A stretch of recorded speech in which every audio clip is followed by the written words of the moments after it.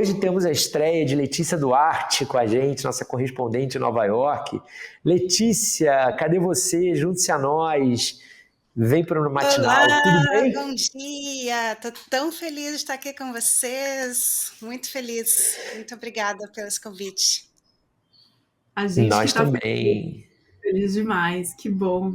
Muito obrigada por estar aqui com a gente, estamos muito felizes. Vamos começar a falar de Trump, então, que não falta notícia vindo desse país aí. Ó, Letícia, primeiro, vamos falar da história da militarização da capital, de Washington, e que agora ele ameaça expandir aí para outras cidades, né? Fala de Chicago, fala até de Nova York, onde você está. Explica pra gente o que está acontecendo. Pois é, Bia, todo esse assunto da militarização está causando muita polêmica por aqui, como vocês podem imaginar, né? Então, para contexto, tudo começou há 2 semanas, quando o Trump decretou uma situação de emergência, dizendo que era preciso combater a criminalidade, dizendo que DC estava fora do controle, e ele federalizou a polícia de Washington, DC. Então, ele enviou mais de 2.000 soldados de tropas federais para a capital. Ontem, ele deu mais um passo ordenando ao Pentágono que criasse unidades de guarda nacional, tanto em Washington como em todo o país. E essas unidades seriam designadas para reprimir protestos civis e garantir a segurança pública, que é uma tarefa, né, historicamente, legalmente, pertence às autoridades civis. E ele já anunciou, como você falou, né, próximos destinos seriam Chicago, Nova York. Aí, qual é o grande problema? O primeiro é que essa dita emergência de criminalidade, ela não existe. Os dados oficiais mostram que a criminalidade de si, na verdade, está caindo. E se a gente pegar os crimes mais violentos, eles atingiram o menor nível em 30 anos no ano passado, né, depois de ter tido um pico durante a pandemia. Então, qual que é a jogada? Tudo parece uma grande performance política, né? Por um lado, o Trump agrada a militância, projetando essa ideia de que ele é o cara durão, combatendo o crime, né? O que ajuda também a desviar de críticas internas que ele vem sofrendo por outras razões. E, por outro lado, isso ajuda o Trump a ganhar mais poder em territórios governados pela oposição, né? Isso, a ideia é garantir uma implementação à força da agenda que a administração dele está tentando impor, em especial essa caçada aos imigrantes, né? A gente está vendo essas patrulhas agressivas que vem causando muita resistência entre as comunidades. E qualquer pessoa que estuda a democracia, né, sabe que essa tática de fabricar dados, né, fabricar a realidade, ela não é nova. É um capítulo bem clássico do manual autoritário, onde os autocratas, demagogos, usam essas falsas alegações de crime, desordem, como pretextos para declarar um estado de emergência e, eventualmente, suspender o Estado de Direito, que é a grande preocupação, né? O quanto isso pode ter consequências, não só nesse momento, em especial nas cidades, mas num cenário mais amplo de ataque, né, a conquistas, direitos humanos e esse cenário de militarização. Meio que a gente já viu esse filme, né? Você está no Estava mudo, mudo aqui. Guilherme. Já viu sim, Letícia. A gente comentou aqui há alguns dias, né, de que como que isso parece também uma forma dele ir preparando o terreno para quando, né, e se começarem grandes manifestações contra o governo dele, né? Essa militarização das cidades pode ser um motivo para desgaste do Trump com os governadores de outros estados, né, dos estados republicanos, ou nos estados republicanos não tem chance disso acontecer, porque a tática é essa que você explicou, é mirar os territórios administrados pelos democratas? No momento, todos os alvos são governados pela oposição, né? Então parece assim, né, que não é mera coincidência, e está tendo uma série de reações dos democratas, né? Então, inclusive o governador de Illinois chegou a falar que dos 10 estados com maior índice de homicídio, 8 são governados pelos republicanos. Mas o Trump diz que, enfim, né, ele sempre desconversa, e é interessante essa guerra de narrativa. Sempre que o Trump é confrontado com estatísticas que dizem, nossa, mas nos estados governados pelos republicanos isso também é um problema, eles dizem que os números são manipulados, que não se pode confiar. E, enfim, o ponto central no momento é que essa batalha toda política, né, que está começando só agora e ainda vai bastante longe, tudo isso vai acabar nos tribunais, né? A gente já viu um precedente, que foi o emprego das tropas federais em Los Angeles, em junho, né? Na época o Trump determinou o emprego de tropas federais, uma reação à série de protestos locais contra essas operações da Polícia de Imigração, e aí o governador democrata, né, da Califórnia entrou na justiça contra isso, e esse caso continua tramitando na justiça. Então tudo isso vai bastante longe, vai virar combustível político, né, também para as eleições do ano que vem, dos midterms aqui, para as eleições do Congresso. Então, com certeza vai ter bastante pano para manga pela frente. E como tem sido a reação da população de DC, Letícia, com o envio dessa Guarda Nacional?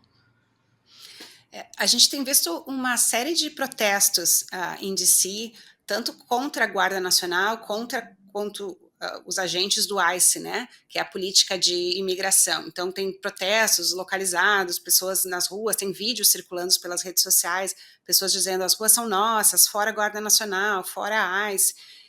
Mas um complicador disso tudo é que, à medida que a repressão e o patrulhamento crescem, o próprio ato de protestar vira um luxo, né? Porque a questão é quem se sente seguro o suficiente para protestar contra soldados armados.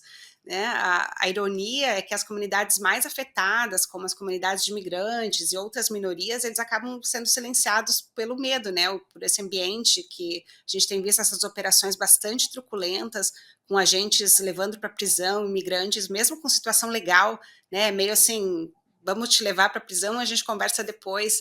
E então tem uma série de preocupações em torno do aumento da brutalidade, do que tudo isso representa, né? Mas também a gente vê algumas outras comunidades, por exemplo, em Chicago, que ainda não foi afetada, né, que só recebeu a notícia que está circulando, né, dos anúncios do Trump. Em Chicago eles estão reagindo com certo humor, né, virou uma trend nas redes sociais, moradores de Chicago reagindo ao anúncio, né, sobre essa emergência da criminalidade, postando fotos, assim, de gente curtindo o verão, que é verão aqui, né, andando de bicicleta, jogando vôlei, e meio assim, né, cadê essa crise toda que eu não estou vendo, essa emergência? Letícia, a gente teve durante a madrugada, aliás, antes de a gente falar disso, quero falar de um outro tema, que foi Trump na veia ontem, né? Que parece, mais uma vez, ele não querendo sair das manchetes. Ontem ele encontrou o presidente da Coreia do Sul e publicamente elogiou o ditador da Coreia do Norte. Para quê? Como é que foi isso? Explica pra gente, por favor.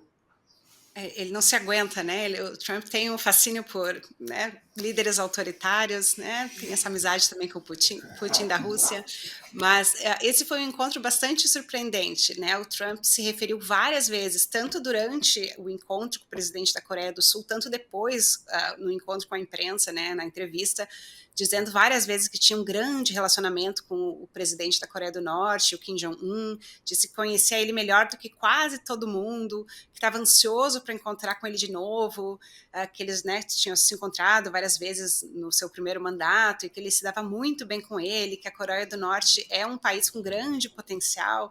Então, né, bem interessante, bem particular essa caracterização. Mas o interessante nesse caso de ontem é que foi o próprio presidente da Coreia do Sul, o Lee Myung, quem puxou o assunto da Coreia do Norte. Ele pediu ajuda ao Trump durante a reunião para que o Trump mediasse o conflito entre os dois países. E isso parece ter sido uma estratégia para agradar o Trump também. Né? Claro, tem um interesse em resolver o conflito, mas os bastidores, né, para contexto, o Lee, ele foi eleito recentemente, em junho, ele sinalizou que pretende mudar a política, tentar se reaproximar da Coreia do Norte, mas ele é um político de esquerda e ele tem fama, né, na Casa Branca aqui, de ser anti-americano. Então, o Lee estava bastante tenso com essa reunião, ele ficou preocupado de ter o momento Zelensky, né? Aquele momento que o Zelensky foi esculachado, né? Que ficou famoso. Então ele estava super preocupado, ele fez sua lição de casa, ele chegou a dizer que leu, né, o livro do Trump, aquele Arte da Negociação, para se preparar para a reunião, porque ele não queria ser um Zelensky.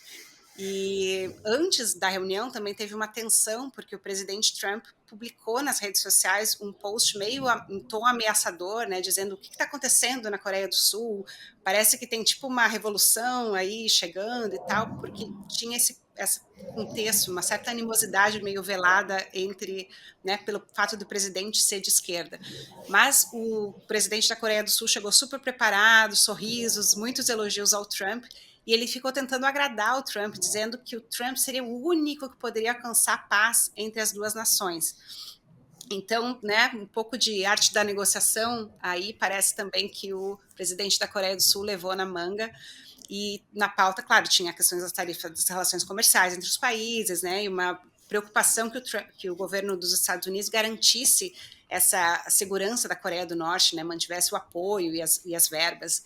Então, enfim, no caso do Trump, você sabe que ele tem a agenda própria dele, que ele vem sonhando, inclusive, com essa ideia de ganhar o Prêmio Nobel da Paz, né, que o Obama ganhou. Então, quem sabe o Trump pode ver aí uma chance, né, de tentar também avançar nessa candidatura dele. Mas, assim, apesar de todas as juras de amor do Trump com o ditador da Coreia do Norte, o Trump avançou muito pouco nesse momento, né? Comparando, por exemplo, no primeiro mandato, ele teve 3 encontros com o presidente da Coreia do Norte, e ele chegou a dizer num momento, assim, talvez o highlight, que os dois tinham se apaixonado durante uma troca de cartas, mas eles não conseguiram chegar num acordo para limitar o programa nuclear da Coreia do Norte. Então, enfim, nessa novela de amor aí, essas juras de amor, né? Parece que a gente não está vendo, pelo menos no momento, nenhuma ação mais concreta na resolução do conflito. Vamos ver se dessa vez a gente tem alguns novos capítulos para acompanhar. E maravilhoso, né? Deve ter soado como música para os ouvidos do Trump, né? Esse pedido de só você pode ajudar a mediar o Você conflito. é o meu herói, só Tudo que ele você. quer, né? Mas teve mais uma dele, né? Aqui dessa noite, basicamente, e que está nas manchetes dos jornais americanos hoje de manhã. Ontem o Trump falou que ia demitir uma das diretoras do Federal Reserve, o Fed, o Banco Central Americano, que é a Lisa Cook. É uma medida vista como uma nova escalada dele à independência do Banco Central Americano, né? Ela já disse que não vai se demitir e que ele não tem poder para demiti-la.